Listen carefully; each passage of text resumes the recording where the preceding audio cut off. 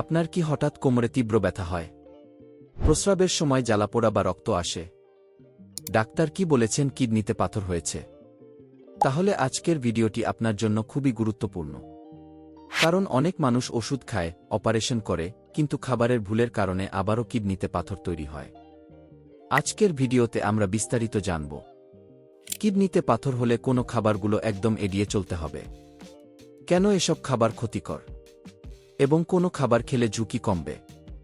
আমাদের শরীরে কিডনি রক্ত ফিল্টার করে বর্জ্য বের করে দেয়, কিন্তু কখনো কখনো প্রস্রাবে থাকা মিনারেল ও লবণ জমে ছোট ছোট ক্রিস্টাল তৈরি করে। এই ক্রিস্টালগুলো ধীরে ধীরে বড় হয়ে পাথরের আকার ধারণ করে।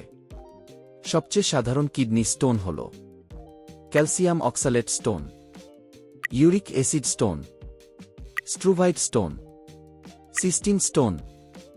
আর খাবারের সাথে সবচেয়ে বেশি সম্পর্ক থাকে ক্যালসিয়াম অক্সালেট ও ইউরিক অ্যাসিড স্টোনের। তাই খাবার নিয়ন্ত্রণ করা খুবই গুরুত্বপূর্ণ।